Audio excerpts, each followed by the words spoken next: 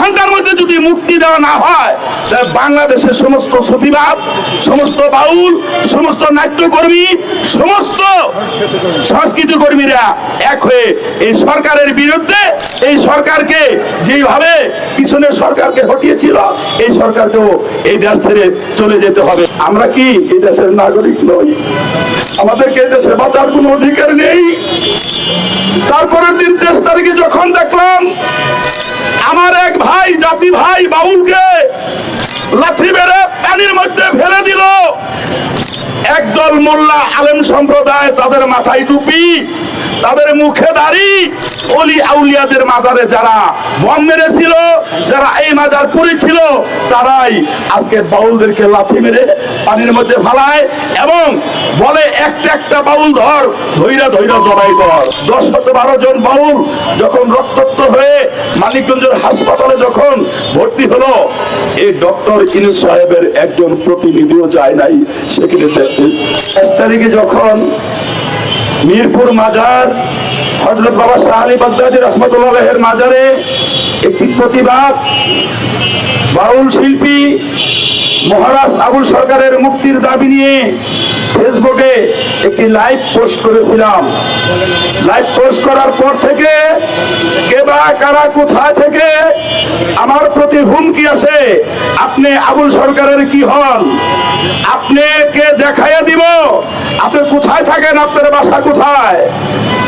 আমি নরম মুখে তার জবাব দিয়েছি যে আমি একজন বাউল শিল্পী, আমি গান করে খাই, 4টে ডাল ভাত, আমার অন্য রুটি রোজগার, আমি একমাত্র গানে আমার পেশা। আপনি কে বলছেন? কে বলছি সেটা তোর সামনে আসলেই তুই দেখতে পারবি আমি কে। তুই এই পোস্ট কেন দিছস? আমরা কি এই দেশের নাগরিক নই? আমাদেরকে এই দেশে বাঁচার কোনো অধিকার নেই?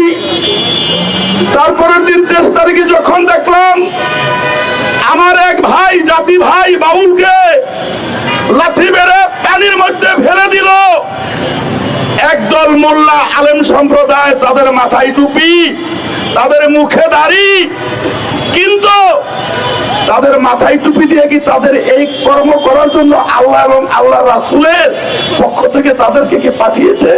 ইসলামে কি তাই বলেছেন যে একজন বাউল, নিরহ বাউলকে লাথি মেরে পানির মধ্যে ফালাই দাও? হেলাল সরকার যাকে পানির মধ্যে ফালাই দিল, তিনি সহ আরো 10-12 জন বাউল যখন রক্তাক্ত হয়ে মানিকগঞ্জের হাসপাতালে যখন ভর্তি হলো, এই ডক্টর ইউনূস সাহেবের একজন প্রতিনিধিও যায় নাই সেখানে দেখতে। আমরা কোথায় যাব? আমাদের এই বাউল গান, পালা গান, এটা হলো জীব পরমের একটি পালা ছিল।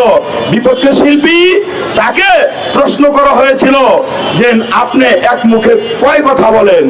এটা মহান আল্লাহ পাক রাব্বুল আলামিনকে বলা হয় নাই, এটা মোল্লা মাওলানাদের, সব মোল্লা মাওলানাদেরকে আমি বলছি না, কিছু কিছু আলেম নামক জালেম যারা, তাদের এটা বুঝতে কষ্ট হয়েছিল।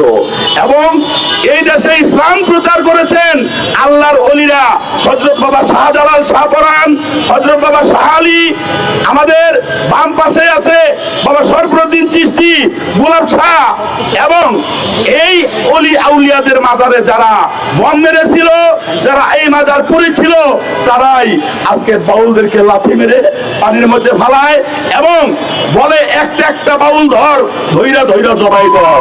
আমাদের কি নিশ্চয়তা আছে? আমাদের কে দিবি খোরাক, কে দিবি আমাদের নিশ্চয়তা, কে দিবি আমাদের আশ্রয়?